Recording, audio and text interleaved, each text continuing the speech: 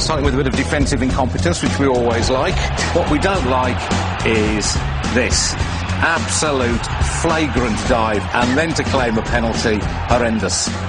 A bit of the same going on from Pedersen, who jumps a shadow here too.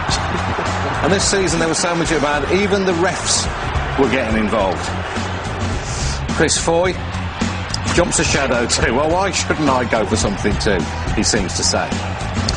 A bit of this never goes amiss, although don't do it at school, lads. And Yakubu gets a little bit from Pantsil here. Yakubu's... That's our sound effect, by the way. Yakubu's indignation just makes me laugh more every time I see it. Basic Instinct came to mind here, for reasons that I won't explain. Luckily, a programme is thrust in the way of her unbroadcastables. Before we get a look, thank you, madam, we all enjoyed that very much. Managers, we do like to get this crafty insight into their expertise, the things they spot that we can't see. Always good advice, that, isn't it?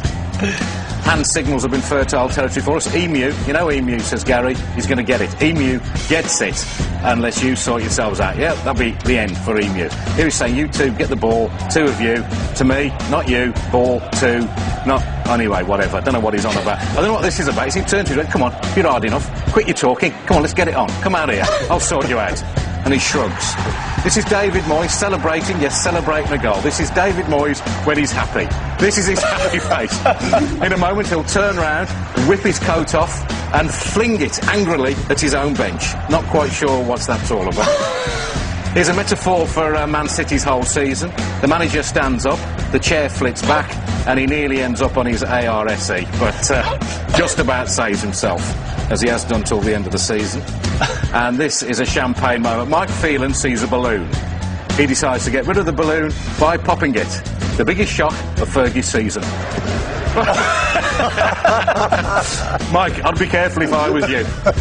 You might kill him with the shock, although maybe, Mike, that is what you were thinking of. But kill him, John. That's brilliant. My favourite fans of the season? Mr. Strong, he certainly is. As an Arsenal fan, if he says it's Tuesday, it is Tuesday. I like the cut of his jib. He's Arsenal fan too, scary, has a little dance, and then goes ballistic. I don't want to see him up a dark alley either. The scariest fan of all, though, I think this was a Borough fan. He looks like Ronnie O'Sullivan's brother, and he looks as though he's going to do something horrible.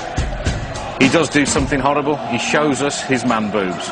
We didn't want to see that, especially with that look in your eye. It was the moment I knew back in August West Brom's season was going to work out. When even the ball boys can't stay on their feet, you know you're going to have trouble staying in the Premier League. Up she goes. There was a bit of the Devon lock about that, jumping a shadow. And here we see Scott Carson doing what most West Brom fans will do when they look back at the season. Jump in horror. I don't know what he saw, but it's what we all feel when we look back on this year. Horrendous stuff.